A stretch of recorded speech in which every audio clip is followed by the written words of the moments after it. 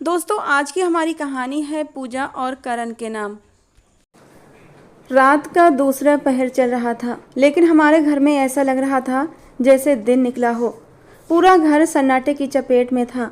मेरी माँ मेरे सामने बैठी बिना आवाज़ के रो रही थी। उनके आंसू मेरे दिल पर गिर रहे थे। मैं बेबसी की उस हद पर था जहाँ मैं अपनी माँ के लिए कुछ भी नहीं कर सकता था। मुझे नित्या से बिल्कुल भी ये उम्मीद नहीं थी। मैं उसे सबसे ज़्यादा चाहता था, लेकिन जो उसने किया वो मेरे लिए बहुत तकलीफदेह था। मेरा बड़ा भाई मेरे कंधे पर हाथ रखते हुए बोला, करण हिम्मत करो, अब सारे मसले हमें ही संभालने हैं। अगर इस तरह हिम्मत हारोगे तो नुकसान हमारा है। लोगों में ये बात फैल जाएगी कि हमारे घर की बेटी भाग गई है। मैं नम आंखों से उसकी तरफ देख रहा था। मैं जानता था ये बातें फैलने ही वाली होती हैं। लोग जब नित्या की गुमशुदगी के बारे में पूछेंगे तो हम उन्हें क्या जवाब देंगे, ये सोचते ही मेरा दिल कांप उठा था। मैं रोना नहीं चाहता था, लेकिन आज ज़िंदगी में पहली बार मेरी आंखों में आंसू आ गए थे। सच में अगर इंसान की इज्जत खराब हो जाए तो फिर कुछ नहीं बचता। मैं ज़मीन पर निढाल होकर बैठ गया था, जबकि मेरा बड़ा भाई एक बार फिर मुझे संभालते हुए बोला, इस तरह हिम्मत मत हारो, अभी हमें माँ को भी संभालना है। मैं चुपचाप भाई की बातें सुनता रहा। उन्होंने मुझे लगभग 1 घंटे तक समझाया था। हम दोनों भाई दोपहर से ही उसकी तलाश में घर से निकले हुए थे, लेकिन ना जाने वो कहाँ गायब हो गई थी। हमें कुछ समझ नहीं आ रहा था। वो जिस लड़के के साथ भागी थी, हम उसकी पूरी जांच पड़ताल कर चुके थे। वो लड़का ज़्यादा अमीर नहीं था, एक अपाहिज बाप का बेटा था। एक छोटी बहन थी और एक माँ थी। वो खुद घर का इकलौता कमाने वाला था, जबकि उसके मुकाबले हम लोग काफ़ी हैसियत वाले थे। मेरी और मेरे भाई की पहचान बाहर बहुत थी। हम जब उसके घर दोपहर में शोर मचाकर आए थे तो उसके लाचार बाप ने एक ही बात कही थी, बेटा हमें उसके बारे में कोई जानकारी नहीं है। वो 2 दिन से घर से निकला हुआ है और अब तक नहीं लौटा। उसकी माँ और मैं तो वैसे ही बहुत परेशान हैं। बेटा हमें नहीं पता कि वो आपकी बहन को कहाँ लेकर गया है। हमें माफ़ कर दो, हम कुछ नहीं जानते। और मेरा दिल चाह रहा था कि मैं उस आदमी की जान ले लूँ। मुझे मालूम था कि वो अपाहिज है और उसका इन चीज़ों में कोई लेना देना नहीं, लेकिन वो उस नालायक का बाप था और वो कितनी आसानी से ये बात कह रहा था कि हमें नहीं पता कि वो कहाँ है। मेरा बस नहीं चल रहा था कि मैं उसका घर जलाकर राख कर दूं, लेकिन मेरे भाई ने मुझे काबू कर लिया था और हम दोनों घर वापस आ गए थे। मैंने ज़िंदगी में सबसे ज़्यादा मोहब्बत अपनी छोटी बहन नित्या से ही की थी। वो मेरे दिल के बहुत करीब थी। मैं अपनी हर बात उससे करता था। उसकी हर पसंद नापसंद मुझे मालूम थी, लेकिन थोड़ी सी चूक ने सब काम खराब कर दिया था। न जाने कब वो उस लड़के के चक्कर में पड़ी और उसने हमारी इज्जत को मिट्टी में मिला दिया। मुझे कुछ पता ही नहीं चला। बचपन से ही उसका रिश्ता मेरी मम्मी की सहेली के घर तय था और उसकी शादी बहुत जल्द होने वाली थी। और अगर ये बात नित्या की होने वाली सास को मालूम हो जाती तो उनकी भी अपने ससुराल में बहुत बदनामी होनी थी। और मैं उनके मिजाज से बखूबी वाकिफ था। वो गुस्से की बहुत तेज़ थीं। मुझे तो यही सोच सोच कर टेंशन हो रही थी। काफ़ी देर तक बाहर बैठने के बाद मेरा भाई मुझे घर के अंदर ले आया था। रात बहुत हो चुकी थी, वरना मेरा कोई इरादा नहीं था घर के अंदर आने का, क्योंकि अंदर आते ही मेरा दम घुटने लगता था। हम दोनों घर में दाखिल हुए। अब लिविंग रूम में कोई भी मौजूद नहीं था। शायद माँ अपने कमरे में चली गई थी और भाभी भी। मैं भी अपने कमरे में जाना चाहता था, लेकिन भाई मुझे ज़बरदस्ती माँ के कमरे में ले आया। भाई का कहना था कि माँ को अभी हम दोनों भाइयों की ज़रूरत है, उन्हें हमें ही सहारा देना होगा।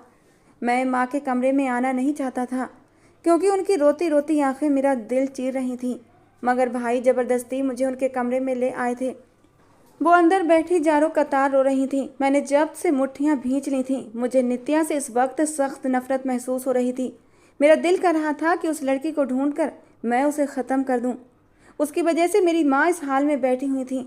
उन्होंने हम दोनों की तरफ देखा, जबकि मैं अपनी ही नज़रों में गिर गया था।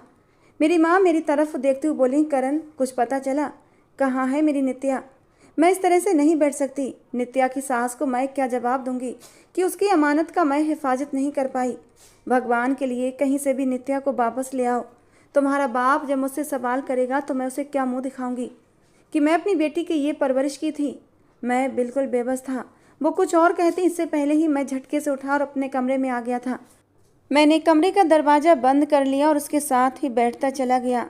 कौन कहता है कि मर्द रोते नहीं हैं, बस कोई पूछने वाला होना चाहिए। मेरी आंखों से आंसू बहने लगे थे। आज पहली बार शिद्दत से मुझे मेरे बाप की याद आ रही थी। अगर वो इस दुनिया में होते तो आज जो हुआ वो कभी ना होता। मुझे सांस लेने में दिक्कत महसूस हो रही थी। मैं कल रात से नहीं सोया था। सारा दिन उसे ढूंढने में निकल गया और अब भी मेरी आंखों से नींद कोसों दूर थी। बस आंखों में पानी जमा था। मैं भगवान से शिकायत कर रहा था कि मेरे साथ ही क्या हो गया। मैं जानता था कि भाई भी तकलीफ में है, लेकिन वो बहुत सब्र करने वाले थे, हर चीज़ को समझ जाते थे। लेकिन मुझ में इतनी बर्दाश्त नहीं थी। मैं सारी रात तकलीफ में रहा। कभी खिड़की पर खड़ा होता तो कभी बाहर गली में चला जाता। मेरी हालत उस जख्मी जानवर की तरह थी जो दर्द से तड़प रहा हो और जिसे पता हो कुछ पल बाद उसकी सांसें थम जाएंगी। मेरा भी यही हाल था। मुझे मालूम था कि कुछ दिन बाद हमारी इज्जत मिट्टी में मिल जाएगी। जैसे तैसे करके रात बीत ही गई थी, लेकिन उस रात का एक एक पल मेरे लिए किसी अजाब से कम नहीं था। अगली सुबह हम सबके लिए बिल्कुल भी रोशन साबित नहीं हुई थी। मैं पूरी रात नहीं सोया था और सुबह जल्दी ही उठकर कमरे से बाहर आ गया था। सामने का मंजर देखकर मेरे होश उड़ गए थे। मुझे यकीन नहीं हो रहा था कि जो मैं देख रहा हूँ वो हकीकत है। नित्या की होने वाली सास सामने बैठी थी। उनका बेटा भी मौजूद था जिससे नित्या की शादी हो रही थी।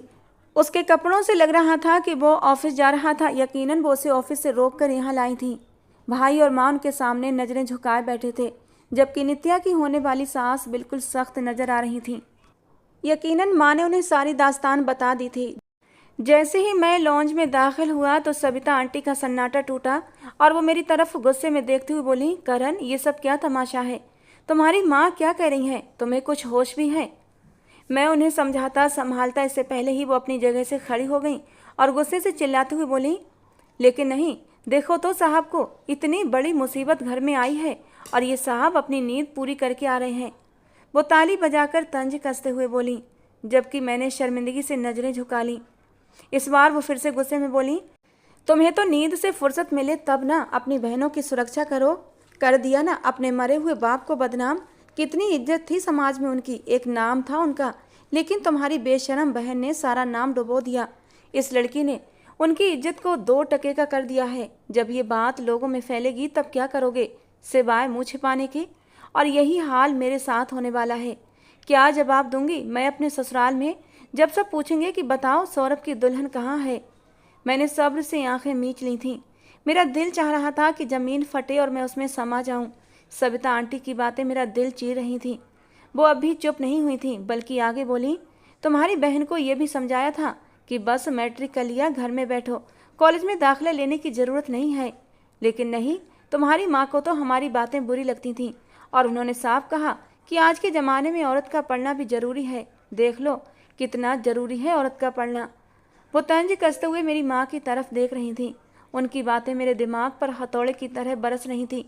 उन्होंने कई बातें हमें सुनाई और आखिर में पैर पटक कर घर से चली गईं। मुझे मालूम था कि अब थोड़ी देर बाद क्या तमाशा होने वाला है। मैंने गर्दन घुमाकर देखा तो मेरी माँ बुरी तरह से रो रही थी। इस बार तो मेरा भाई भी आंसुओं से भरा नजर आ रहा था। सविता आंटी की बातें हमारा दिल चीर गई थीं। मैं बस दिल ही दिल में ये दुआ कर रहा था कि सविता आंटी को हमारे हाल पर रहम आ जाए और वो बाहर जाकर तमाशा ना लगाए। लेकिन ये सिर्फ मेरे ख्याली पुलाव ही थे। थोड़ी देर बाद ही ये बात पूरे परिवार में आग की तरह फैल गई थी और मेरे सोचने के ठीक मुताबिक हमारे फ़ोन बजने शुरू हो गए थे। उन्होंने चंद ही सेकंड में पूरे ख़ानदान में ये बात फैला दी थी कि हमारे घर की बेटी भाग चुकी है। मैंने गुस्से में आकर अपना मोबाइल ही दीवार पर दे मारा था। मुझे मालूम था ये लोग हमारे दुख में शरीक होने के लिए हमें फ़ोन नहीं कर रहे, बल्कि मज़े लेने के लिए कर रहे हैं। मेरी आंखों में अब खून उतर आया था। मेरे दिमाग में जो सोच लगातार रात से ही आ रही थी, मैं उसे झटक रहा था। मेरा दिल ये करने के लिए बिल्कुल भी तैयार नहीं था। मेरे दिल में भी भगवान का डर था, लेकिन अब जो मेरे साथ हुआ था, अब मेरी हिम्मत जवाब दे चुकी थी। जितनी बदनामी हमारी होनी थी वो हो चुकी थी। मैंने अब सोच लिया था कि मुझे क्या करना है। मुझे पता था जो होगा वो बहुत गलत होगा, लेकिन मेरी आत्मा को सुकून मिल जाना था। मैंने अपनी माँ की और एक नज़र देखा। उनकी हालत बहुत नाजुक थी। वो बिल्कुल निढाल होकर सोफे पर गिरी हुई थी।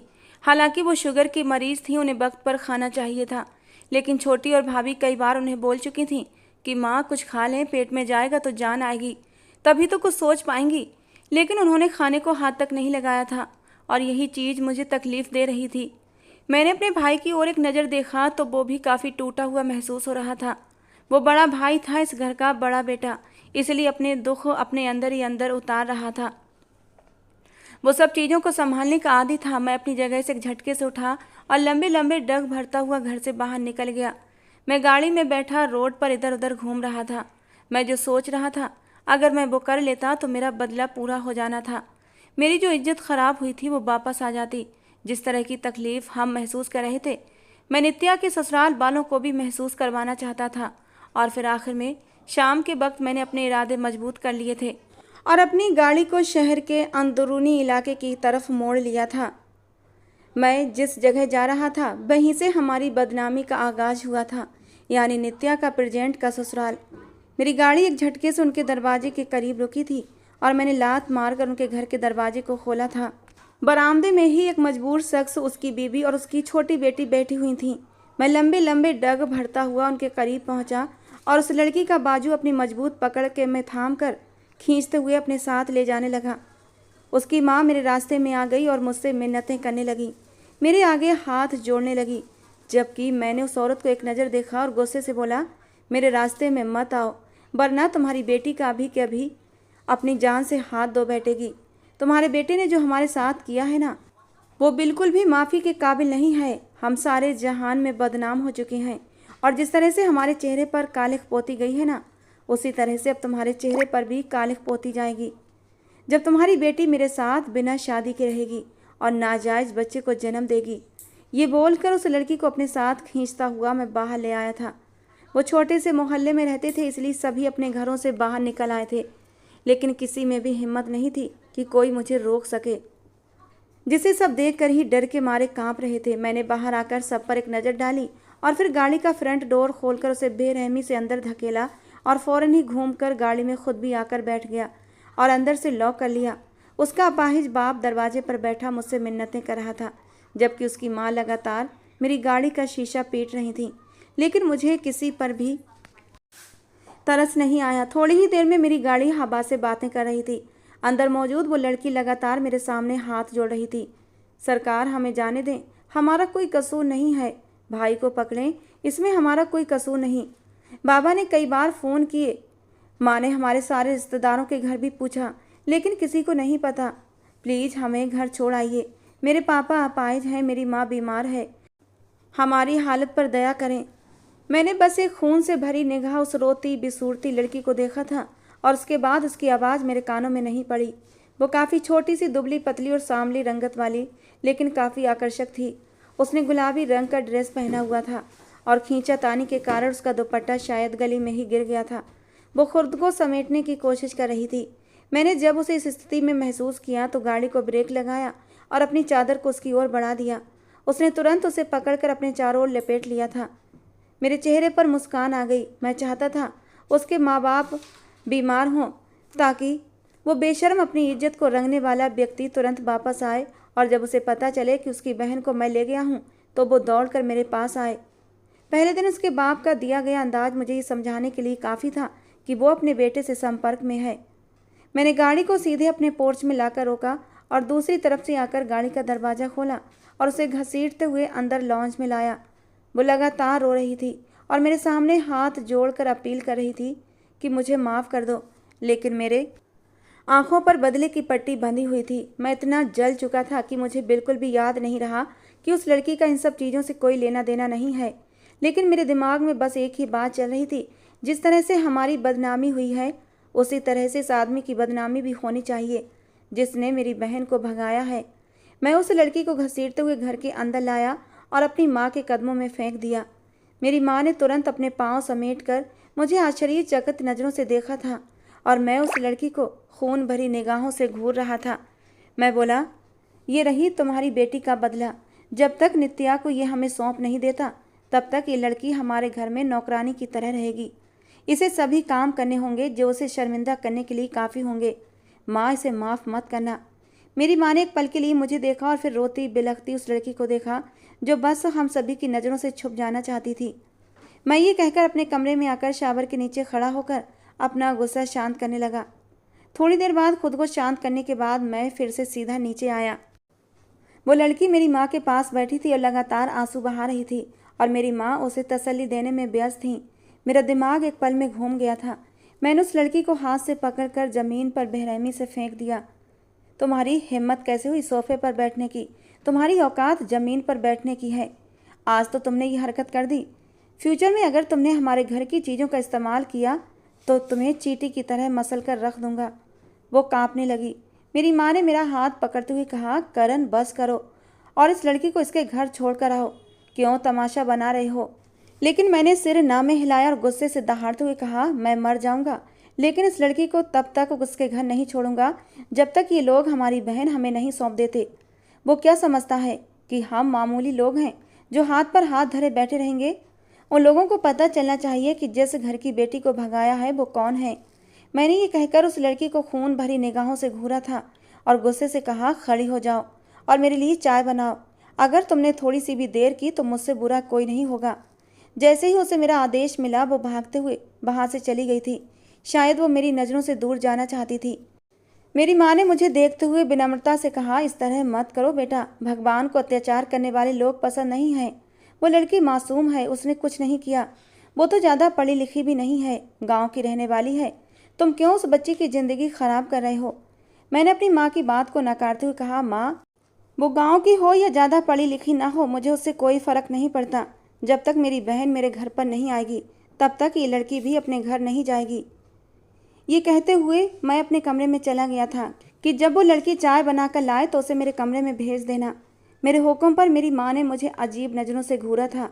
कहने लगी, करण खबरदार, जो तूने उस लड़की के साथ कुछ भी गलत किया।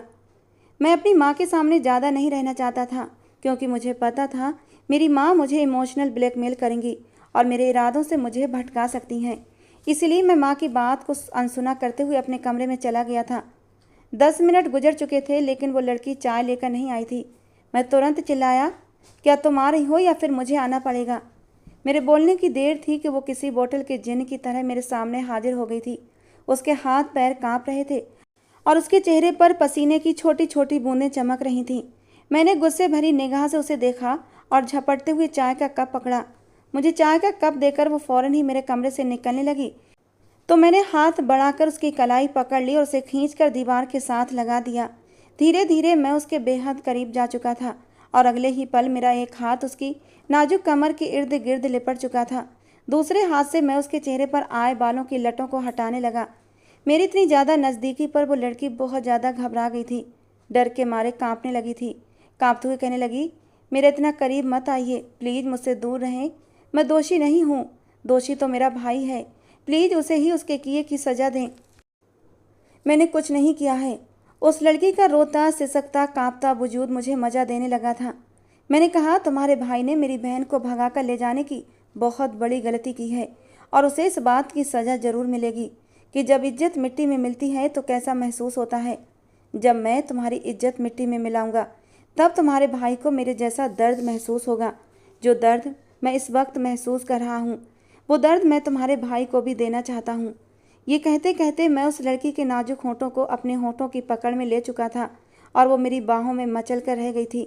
होंठों से होते हुए अब मेरे होंठ उसकी गर्दन का सफ़र कर रहे थे और मैं इस वक्त पूरी तरह मदहोशी के आलम में था कि तभी मेरी गर्दन पर कुछ गीला गीला सा महसूस हुआ और जब मैंने गौर किया तो उस लड़की की आंखों से बेआवाज़ आंसू निकल रहे थे और मेरी गर्दन पर टप टप गिर रहे थे। वो लड़की ना मुझे खुद से दूर हटा सकती थी और ना ही मुझे मेरी मर्जी करने से रोक सकती थी क्योंकि इस वक्त वो नाजुक सी चिड़िया मेरी कैद में थी और इसी बेबसी के मारे उसकी आंखों से आंसू बहने लगे थे। और अचानक ही मैं होश की दुनिया में लौट आया था। मैंने झटके से उसे खुद से दूर किया था। मैं बदले की आग में कुछ ज़्यादा ही बह गया था। मैं कैरेक्टर लेस हरगिज भी नहीं था। औरतों की इज्जत करना मुझे अच्छे से आता था। आज तक मैंने कभी किसी लड़की को गलत नज़रों से नहीं देखा था। फिर आज मैं ये क्या करने चला था? मैं एकदम कमरे से निकलता चला गया था।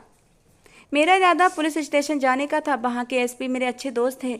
मैं उनसे इस मामले पर बात करना चाहता था कि मैंने एक लड़की को घर से उठा लिया है, कहीं कोई समस्या तो नहीं होगी। उन्होंने मेरी पूरी कहानी सुनने के बाद कहा, ज़्यादा समस्या नहीं होगी, मैं मामला संभाल लूँगा। अगर वे लोग हमारे पास शिकायत लेकर आए जैसा कि उन्होंने किया तो तुम बस बदला ले चुके हो, चिंता मत करो, मैं तुम्हारे साथ हूँ। जब मैं पूरी तरह संतुष्ट हो गया तो रात का खाना खाकर खुशी खुशी घर लौटा तो सामने ही मेरी भाई अपनी पीठ पर हाथ बांधे मुझे घूर रहा था। मैंने उन्हें हाय हेलो किया और उनके पास से निकलने लगा। मुझे पता था कि वे मुझे उस लड़की के बारे में सवाल पूछना चाहते हैं, लेकिन मुझे अभी किसी के सवालों का जवाब देने का मन नहीं था। मैं आगे बढ़ रहा था कि इससे पहले ही गंभीर आवाज़ में मेरे भाई बोले, करण यहाँ आओ, मुझे तुमसे कुछ बात करनी है, भागने की ज़रूरत नहीं है। मैं एक पैर पर मुड़ते ही उनकी तरफ देखकर बोला, भाई आप जानते हैं ना कि मैं कायर नहीं हूँ और भागने वाले को कायर कहते हैं। वे सिर झुकाते हुए बोले, हाँ मुझे पता है मेरा भाई कायर नहीं है, लेकिन नपुंसक है। उनकी ये बात मेरे दिल पे चाबुक की तरह लगी। मैंने उन्हें आश्चर्यचकित नज़रों से देखा। वे गुस्से से दहाड़ते हुए बोले, तुम्हें किसने कहा था कि उनके घर की बेटी को उठाकर लाओ? क्या ये कोई अच्छी बात है? तुम क्यों भूल जाते हो कि तुम्हारी केवल एक बहन नहीं बल्कि 2 बहनें हैं। तुमने उस लड़की को किस हैसियत से यहाँ पर रखा है? तुरंत उसे उसके घर छोड़ कर आओ, बस बहुत हो गया। मैं भी गुस्से में बोला, मैं मर जाऊंगा लेकिन उसे छोड़कर नहीं आऊँगा। जितनी बदनामी हमारी हो चुकी है अब और नहीं सह सकता। जितनी बेइज्जती हमने झेली है वे लोग भी झेलेंगे। मेरे भाई ने गुस्से से कहा, वो लड़की मासूम है, उसकी उम्र केवल 18 साल है, उसका क्या दोष है? तुम बिना वजह उसे क्यों सजा दे रहे हो? मैं भी ताना मारते हुए बोला, बहुत खूब भाई, वो लोग हमें सजा दे रहे हैं तो हम भी तो मासूम हैं, हमारा भी कोई दोष नहीं। मेरे पास हर सवाल का जवाब था। अब मेरे भाई खामोश नज़रों से मुझे देख रहे थे। मैं अब उनके सामने से नहीं जा सकता था, अगर जाता तो ये बदतमीजी में आता। मैं थोड़ी देर वहीं खड़ा उनके बोलने का इंतजार करने लगा। एक लंबे मौन के बाद उन्होंने मेरी तरफ देखा और गंभीरता से कुछ शब्द कहे, तुम अभी उस लड़की से शादी करोगे और अगर तुमने इस बात के लिए मना किया तो करण, मेरा और तुम्हारा रिश्ता ख़त्म हो जाएगा। मैं अपनी माँ, बहन और अपनी पत्नी के साथ इस घर से हमेशा हमेशा के लिए चला जाऊँगा। फिर तुम इस घर में उस लड़की के साथ रहना और उस पर अत्याचार करते रहना, तुम्हें कोई कुछ नहीं कहेगा। इस बार मैं कुछ कहता लेकिन वे हाथ खड़ा कर चुके थे, जिसका साफ मतलब था कि उन्हें जवाब हाँ में चाहिए। थोड़ी देर सोचने के बाद मैंने अपनी ओर से सहमति दे दी। मैंने यही सोचा कि जब तक नित्या घर वापस नहीं आ जाती तब तक मैं उस लड़की से शादी करूंगा और फिर उसके भाई के सामने उसे तलाक देकर अपने घर से निकाल दूंगा। मेरे भाई ने फौरन ही पंडित जी को घर पर ही बुला लिया था। पंडित जी ने आते ही शादी की तैयारियां शुरू कर दी और फिर कुछ ही देर बाद कुछ लोगों के बीच मेरी शादी उस लड़की जिसका नाम पूजा था उसके साथ हो गई। उसने बहुत रोई, गिड़गिड़ाई, मेरे हाथ जोड़े, लेकिन मैंने एक पल के लिए भी उसे नहीं छोड़ा। भाई उसे प्यार से समझाना चाहते थे लेकिन मैंने ऐसा भी नहीं करने दिया। माँ उसे अपने कमरे में रखना चाहती थी लेकिन मैंने साफ कह दिया कि ये मेरी पत्नी है और अब से यह मेरे कमरे में रहेगी। उस लड़की का चेहरा देखने लायक था। वो विरोध करती रही लेकिन मैंने उसे पकड़कर कमरे में ले आया। वो तुरंत मेरा हाथ झटक कर बाथरूम में जाकर बंद हो गई थी और तेज तेज रोने लगी। कहने लगी, मैंने कुछ नहीं किया, मुझे मेरे घर जाने दो, मैं निर्दोष हूँ, मुझे क्यों सज़ा दे रहे हो? उसका अंदाज बहुत मासूम था। एक भोली भाली मुस्कान मेरे चेहरे पर आ गई थी। ऐसा नहीं था कि वो लड़की बदसूरत थी लेकिन बहुत सुंदर भी नहीं थी, फिर भी वो बेहद मासूम थी। उसकी वो मासूम सी बड़ी बड़ी आँखें जिनमें मुझे देखते ही डर समा जाता था, किसी को भी घायल कर सकती थीं और अनजाने ही तौर पर मैं भी उसकी मासूम बड़ी बड़ी आँखों से घायल हो चुका था। मैं चुपचाप सोफे पर बैठकर उसका इंतज़ार करने लगा कि वो बाथरूम से निकल कर आए, लेकिन बहुत देर तक वो बाथरूम से नहीं निकली थी। मुझे उसे आवाज़ देना पड़ा। मैंने कहा, पूजा बाहर निकलो, तुम पूरी ज़िंदगी तो बाथरूम में नहीं रह सकती ना, तुम्हें बाथरूम से निकलना ही है तो अभी और इसी वक्त बाथरूम से बाहर आओ। एक बार के कहने पर वो बाथरूम से बाहर नहीं आई थी, लेकिन जब मैंने दूसरी बार गुस्से से कहा तो तुरंत ही वो बाथरूम से निकलकर मेरे सामने आकर खड़ी हो गई थी। अब भी वो हल्की हल्की काँप रही थी। रोने की वजह से उसकी आंखें हल्की गुलाबी हो रही थीं। बादामी रंग में हल्का गुलाबीपन घुला हुआ था। उसका आंसुओं से भीगा हुआ चेहरा मेरे दिल पर बिजलियां गिराने लगा था। मैं अपनी हालत पर खुद हैरान था।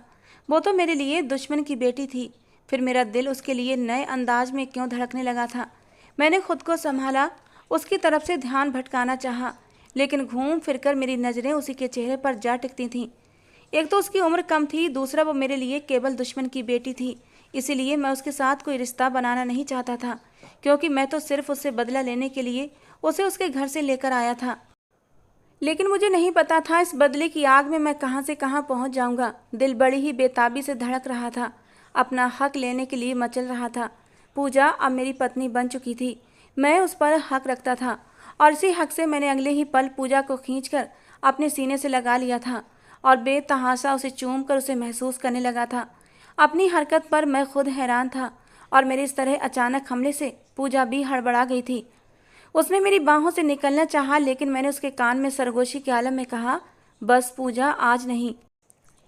आज तो मुझे नहीं रोक सकती, क्योंकि तुम मेरी पत्नी हो और मैं अपना हक लिए बिना नहीं रहूँगा।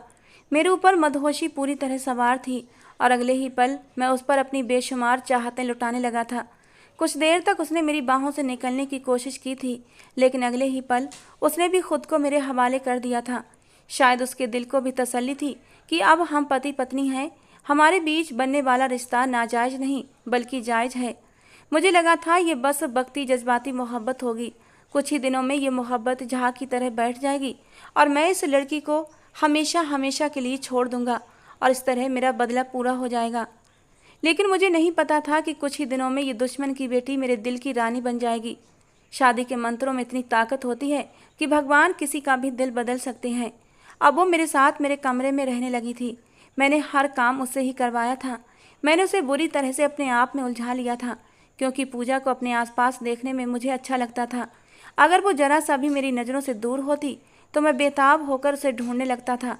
कभी कभी वो झुंझलाती थी, लेकिन फिर भी मेरे सारे काम करती थी। धीरे धीरे वो भी अब मेरे साथ समय बिताने लगी थी। मेरी मोहब्बत की खुशबू से के चेहरे पर रंग बिखेरने लगी थी। अब मेरी मोहब्बत भरी मदहोश और बेबाक नज़रों से पूजा शर्मा जाती थी और उसकी शर्मीली सी मुस्कान मेरे दिल के तारों को और भी छेड़ देती थी। अब वो पहले की तरह मुझसे डरती नहीं थी, बल्कि अब बेचैन होकर मेरे घर आने का इंतजार करती थी। मैं जब भी ऑफिस से घर आता वो मुझे दरवाजे पर टहलती मिलती थी। मुझे देखते ही वो जल्दी से दरवाजे की ओर से अंदर चली जाती थी, लेकिन उसकी एक झलक मेरे दिल को सुकून पहुंचाती थी। पूजा और मेरी शादी को 20 दिन का समय हो चुका था और उसके बाद नित्या अपने पति के साथ आई थी। नित्या के साथ हमारे घर आकर उसके पति ने अपनी बहन का दावा किया था, लेकिन मैंने बस यही कहा, तो मेरी बहन को तलाक दे दो, मैं तुम्हारी बहन को छोड़ दूंगा, फिर तुम अपनी बहन को ले जाना। हालांकि ये बात कहते हुए मेरा दिल बहुत बेचैन था और जब मैंने पूजा की तरफ देखा तो उसके चेहरे की भी हवाइयाँ उड़ी हुई थीं कि कहीं मैं सचमुच उसे छोड़ ही ना दूं। लेकिन जब उसे ये बात पता चली कि मैंने उसकी बहन से शादी की है तो उसके चेहरे पर संतोष आ गया था। उसने बस ये कहकर नित्या का हाथ थाम लिया कि उसे अब कोई सरोकार नहीं है। अब उसे अपनी बहन की चिंता नहीं है। उसे बस अपनी इज्जत की फिक्र थी कि वो बिना शादी के नाजायज रिश्ते के साथ रह रही थी, लेकिन अब अगर उसकी शादी हो चुकी है तो वो उसे लेने नहीं आएगा। मैंने नित्या को एक नज़र देखा और फिर उसकी तरफ से मुंह मोड़ लिया था। मुझे उस सांवली सलोनी लड़की का रोना सहन नहीं हो रहा था, क्योंकि पूजा लगातार रो जा रही थी। वो जितनी दुखी होकर रो रही थी, मेरा दिल भी उतना ही उदास हो गया था। मेरी माँ ने आगे बढ़कर उसे गले लगा लिया था और हमारी फैमिली ने उसे अपने परिवार का हिस्सा बना लिया। पूजा ने बाद में मुझे बताया कि वो विवेक की सगी बहन नहीं थी, बल्कि उसे गोद लिया गया था। उसकी माँ तो उससे प्यार करती थी, लेकिन बाप और भाई को उससे कोई फ़र्क नहीं पड़ता था। और जब मुझे ये बात पता चली तो मैं बहुत पछताया कि मैंने एक ऐसी लड़की के साथ अन्याय करना चाहा जो पहले ही इतनी परेशानियों की ज़िंदगी जी रही थी। मैंने अपने गलत व्यवहार की पूजा से माफ़ी भी मांगी थी और पूजा ने भी खुले दिल से मुझे माफ़ कर दिया था। बल्कि मैं तो अपने भगवान का भी धन्यवाद किया था कि उसने मुझे इतने बड़े पाप करने से बचा दिया था। अगर मैं जाने अनजाने पूजा का दिल दुखा देता तो शायद ज़िंदगी भर खुद को माफ़ नहीं कर पाता।